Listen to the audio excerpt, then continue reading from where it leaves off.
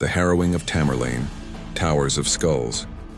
Tamerlane, or Timur the Lame, is a name that echoes across centuries as both conqueror and destroyer. His empire stretched from the deserts of India to the Mediterranean shores, leaving devastation in its wake. Entire cities were reduced to rubble, and populations that resisted him were obliterated without mercy. Yet behind the legend of blood and fire lies a story that commands attention. A history so extreme that it continues to shock historians even today. Before we dive deeper into the horror, remember to like and subscribe to the channel for more shocking historical tales that uncover the forgotten darkness of the past. Born in 1336 near Samarkand, Timur's early life was shaped by struggle and ambition. A childhood injury left him with a crippled leg, earning him the epithet, the Lame. But his physical weakness did nothing to diminish his cunning or ruthlessness. By the time he ascended to power, he had developed a strategy that combined brilliant military tactics with psychological terror. Cities that resisted him were punished with mass slaughter. Those that surrendered often survived only because of fear alone. Timur understood that the memory of terror could expand his influence faster than armies ever could. Among his most infamous practices were the Towers of Skulls.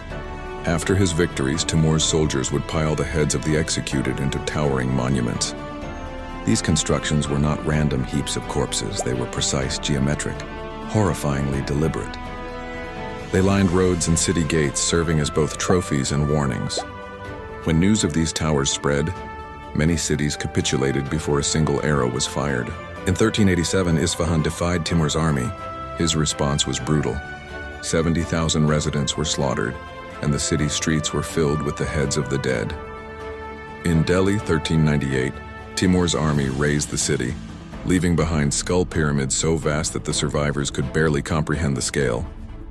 Baghdad, 1401, endured a similar fate. Chroniclers estimated 90,000 executed, the bones stacked into more than 100 towers. Approaching these cities meant confronting the terrifying sight of human remains transformed into monuments.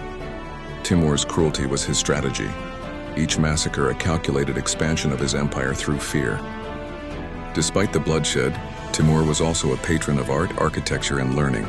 In Samarkand, he commissioned mosques, madrasas, and gardens that shimmered with turquoise domes and intricate mosaics. Scholars, poets, and artists flocked to his court.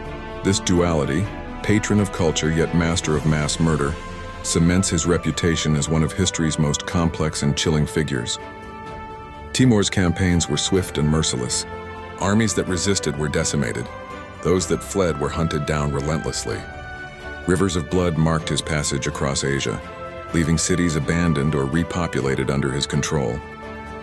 Chroniclers of the era debated his motives, noting that while he claimed religious justification, his actions often reflected personal vengeance and ambition more than piety. Even centuries later, Timur's legacy inspires awe and horror.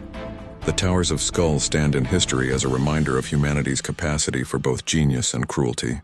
Each battle, each conquest was a statement. Defiance meant annihilation. Surrender sometimes meant survival, and power demanded both fear and admiration. Tamerlane's story is a testament to the extremes of ambition, strategy, and ruthlessness. His empire shaped the medieval world, yet the echoes of his atrocities linger in memory.